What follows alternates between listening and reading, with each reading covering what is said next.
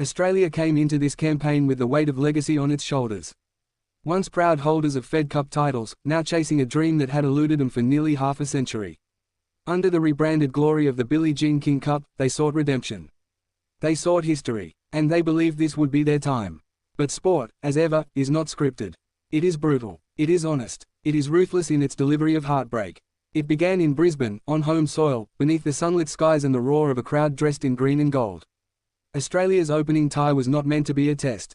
It was meant to be a statement. A declaration of intent. A nation's message to the world, we're here. But Kazakhstan had other ideas.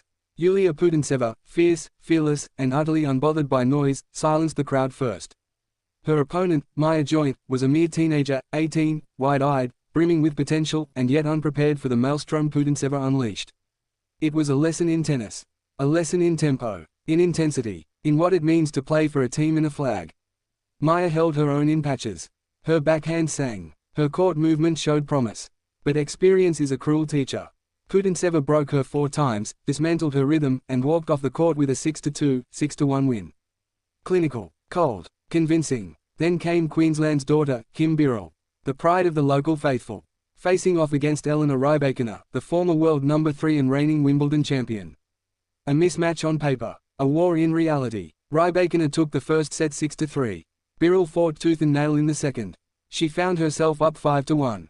A set point came. Hope swelled. Could she? Would she? But champions have a sixth sense for danger. Rybakina reset, regrouped, responded. 4 games in a row. Tie. Then, a love hold. Then, a tiebreak. Then, heartbreak. 7-4. Match gone. Tie gone. Australia had lost both singles rubbers. Their campaign was already hanging by a thread. Still, Storm Hunter and Ellen Perez stood tall. They refused to let the day end in silence. With precision and chemistry, they took down Danilina and Kalambayeva 6-3, 6-4 in doubles. A point salvaged, a heartbeat still faintly flickering.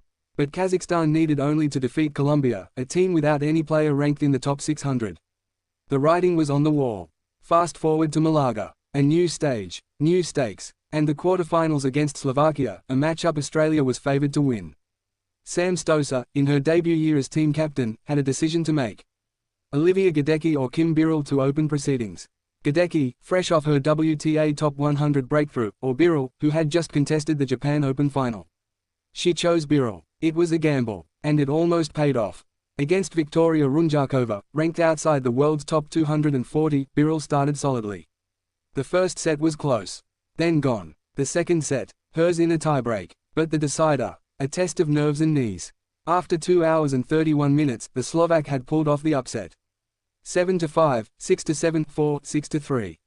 Suddenly, pressure shifted. All eyes turned to Ajla Tomljanovic, the former top 30 star, the newly recrowned Australian number 1. Back from knee injury. A champion again after winning in Hong Kong. A warrior with her nation behind her. But her body had other plans. Early in the first set, she called for a medical timeout. That same left knee. That cursed left knee. The fight was gone before it began. Šramková, red-hot after toppling Danielle Collins days earlier, barely broke a sweat in a 6-1, 6-2 demolition. And with that, Australia was out. No semi-final, no fairy tale, no cup. This wasn't the script anyone had written for Sam Stosur's first year as captain. It wasn't what Birrell had trained for. It wasn't the reason Tomljanovic fought to return to full fitness.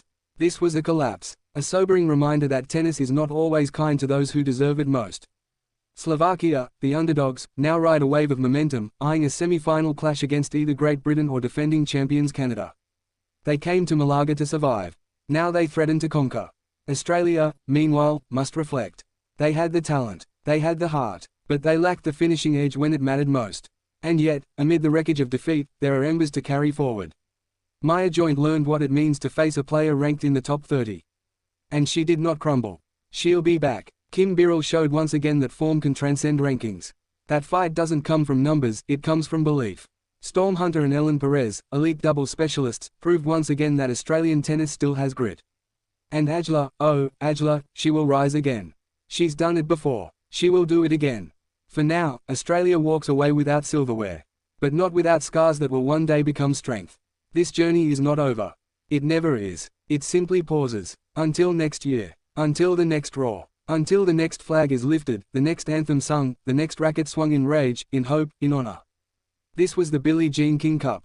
A dream crushed. A fight remembered. And one day, a redemption.